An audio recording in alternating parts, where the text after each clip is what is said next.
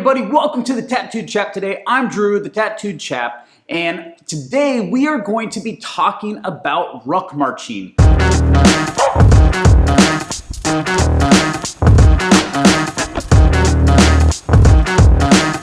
the other day, as a chaplain, I did a 12-mile ruck march with our infantry soldiers that were trying to earn the Expert Infantry Badge. Now they have to ruck 12 miles with 35 pounds of weight on their back, carrying their weapon, having their Kevlar on, and they have to do it all under 3 hours. And that's about a 15-minute pace per mile. Now, rucking is fun and it's a great exercise and you can burn a lot of calories doing it. That 15-minute pace, though it may seem difficult, though it may seem tough, is really not that hard to achieve with a few tricks and tips that I want to share with you today. Before we talk about the rucking and the tips, I want you to make sure to follow me on Instagram and also check me out on LinkedIn, so that way we can follow each other professionally. Cool, now that we got that out of the way, why should you listen to me about ruck marching? One way that I earned respect as a chaplain was when my battalion was doing Ruck March Week. Each day, a different company was doing their 12-mile ruck march in under 3 hours.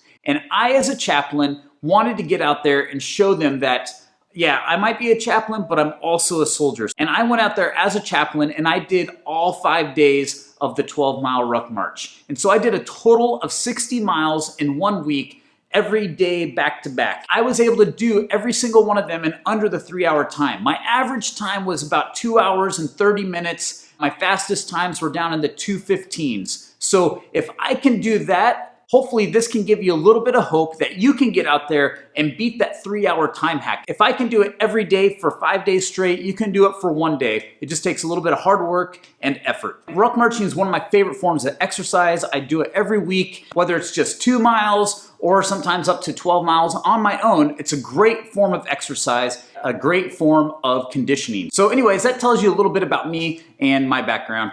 I'll share some video clips of the EIB foot march that I did with my GoPro. There's 5 tips that I think are essential if you want to be successful at your ruck marching.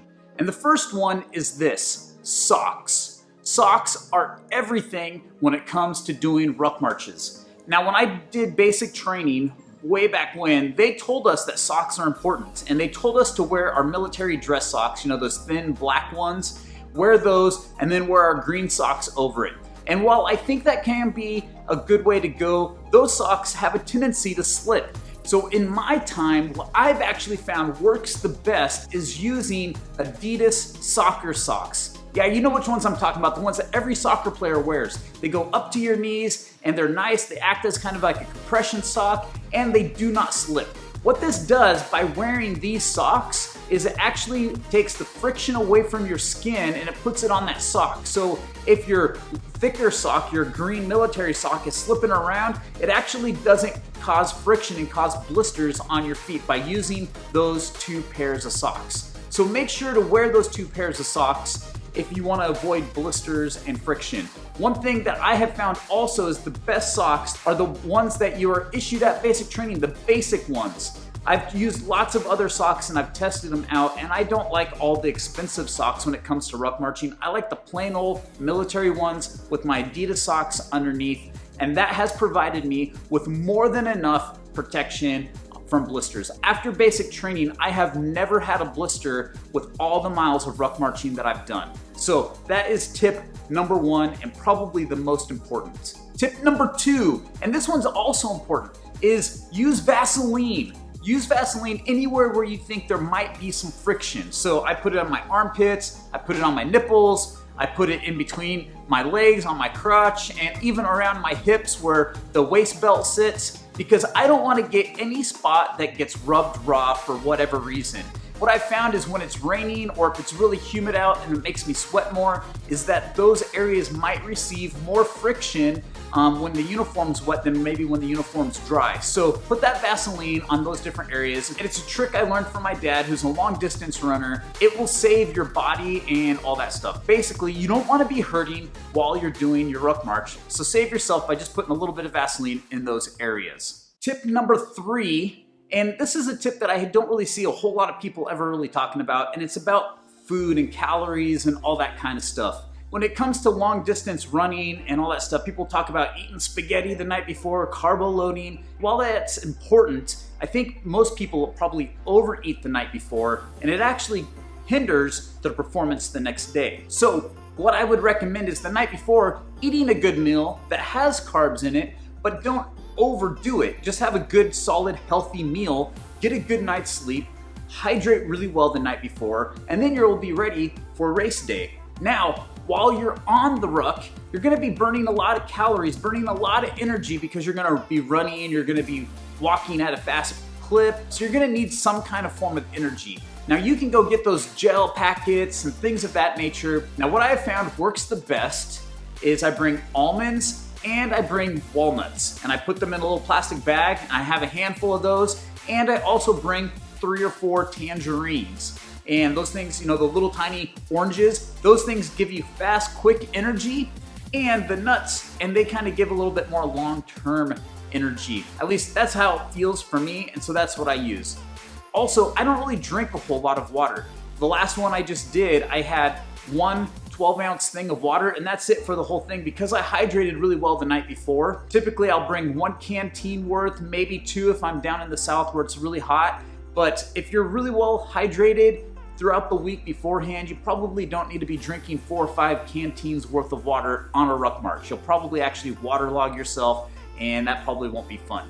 So tip number 4 that I think is really important is just making sure your ruck is set up properly, that it's set up properly for your body type, that the weight is distributed in the right places and all that stuff. If your pack is not set up properly, it's gonna be a very uncomfortable 3-hour ruck march. So putting the weight up on the back as opposed down by the waist is good. Making sure you're using your waist belt so that the weight is sitting on your hips. Making sure all the loose stuff is tied down on your backpack and it's nice and cinched tight. Those things will make your ruck march much more comfortable. So make sure to do that. There's a lot of videos on YouTube that will show you how to properly set up a rucksack, how to distribute the weight properly. So make sure to check those out. Just type in how to set up your rucksack and I'm sure something will pop up. And lastly, I think if you want to be good at ruck marching, you have to do it regularly. You can't just get up one day and decide to go do a 12-mile ruck march. I mean, you probably can, but if you want to do it and do it well, if you want to be able to get out and have fun doing it and do it where it's not that difficult, that means getting out and doing it regularly. And what do I mean by regularly?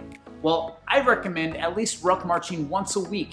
Again, like I said, it's a great form of exercise and conditioning. So what I do is I typically do 2 to 6 miles every week on my own. Listening to my favorite podcast or an audiobook that I'm currently listening to makes that time a me time, and I have fun doing it. Also, when you get out and practice, do your conditioning, you can try out different things. Figure out what your pace is to maintain that under 15-minute pace time. You know, are you gonna use telephone poles and run 2, walk 1? Or are you gonna run 1 minute, walk 2 minutes? Things of that nature. Figure out what works for you to maintain your pace. I know some people that will run the first 6 miles of a 12-mile ruck march and then just do a good walking pace for the remaining 6. But if you're not out there practicing, then you're not gonna know what works best for you and your body type. And honestly, body types do affect how you train and how you do your ruck marching. Me, at being 5'6", that's pretty short. I can't just walk it out. I have to actually run if I wanna make a 15-minute pace. And when it actually comes to ruck day, when you're doing that 12-mile ruck march or longer, if you've been doing this on your own, practicing, then you'll actually be out there having fun when other people are gonna be miserable. So that way you can actually help be an encouragement to those people. So get out there, practice, and figure out your technique so that way you can do well. So hopefully those tips were helpful.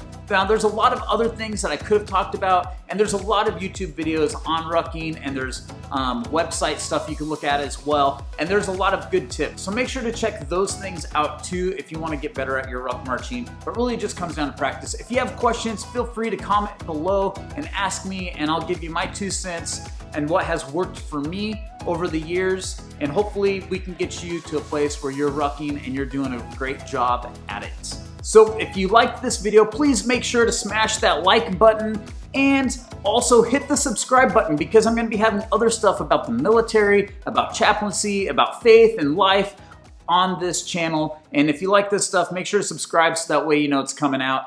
And I just want to say thank you for watching the Tattooed Chap. I do these things because really I want to see other people succeed and achieve their dreams and have fun doing it. That's what I'm all about, doing it for God's glory and because I love you all. So anyways, I'll see you guys later and bye.